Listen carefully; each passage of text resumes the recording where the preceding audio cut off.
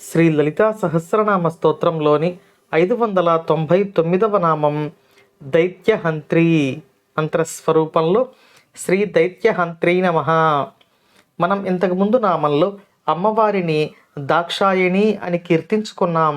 ఆ నామం గురించి మనం తెలియచేసుకుంటూ అమ్మవారు దక్షుడు చేయదలిచిన ఈశ్వరుడు లేని యజ్ఞాన్ని అడ్డుకుంది అని చెప్పుకున్నాం.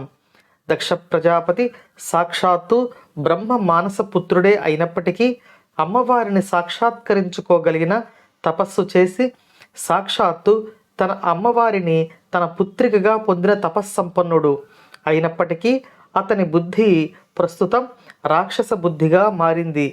దక్ష ప్రజాపతి యొక్క తపస్సుకు భయపడి దేవతలంతా అతను శపిస్తాడేమో అని శివుని నామం జపించని యజ్ఞానికి తరలివచ్చారు. యజ్ఞం చేస్తోంది స్వయంగా బ్రహ్మ మానసపుత్రుడు. యజ్ఞానికి వచ్చింది దేవతలు. కానీ వారంతా నిరీశ్వర యజ్ఞాన్ని సంకల్పించారు. ఇది వేద విరుద్ధం, ఇది చాలా ప్రమాదకరం. కాబట్టి అక్కడికి వచ్చిన వారిలో పుట్టిన రాక్షస బుద్ధులను నశింపచేయటానికి అమ్మవారు బయలుదేరారు.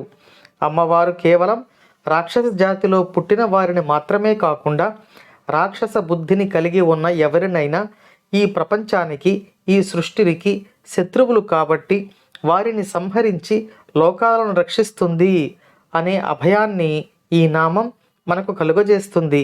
కాబట్టి అమ్మవారు రాక్షసత్వాన్ని సంహరించే శక్తి స్వరూపిణిగా ఈ నామంలో మనకు దర్శనమిస్తున్నారు.